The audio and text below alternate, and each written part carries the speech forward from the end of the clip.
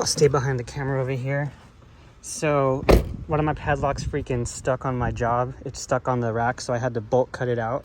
So I don't have my edger, but I would have an edger. My recommendation is to definitely keep an edger with you. You don't always have to use it, but for a first time yard or for an overgrown yard, I would use the blade edger, and I would use the string trimmer edger for maintenance yards. So my old trimmer used to be the FS70. I upgraded to the FS111RX. This one is a beast. I love it so much. It's so much stronger. This gas tank lasts me 8-10 yards, whereas my old trimmer would last me 1.5 yards before I had to refill.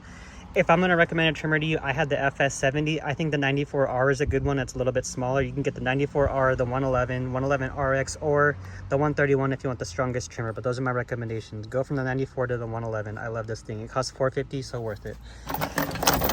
BR600 backpack blower.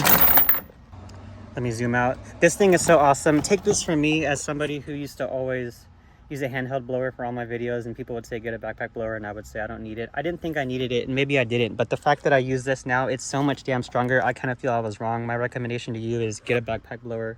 If not starting off with it, just think about it in the future. You don't have to buy it right now because it's $550, but work your way up to it, work your way to a stronger trimmer. And my mower is still the Exmark Commercial 30 S series. I bought this like 5-6 years ago for $2,000. I think the current Exmark Commercial 30 is called the X series, as in xylophone, and this is the S series, as in Stanford. But the new version, the current version, is 2700 base. So that's how much the mower costs. But I love this thing. It's not the strongest, it's not the best, but it gets the job done for these residential yards.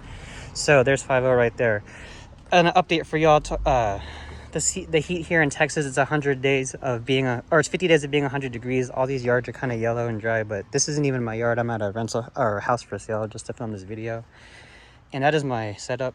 So first we went over how to beat the heat is to just work more and just be in the heat more. And then by being in it, you'll beat it, which is funny because B is inside of beat. Number 2, the setup, still the 3-tool setup.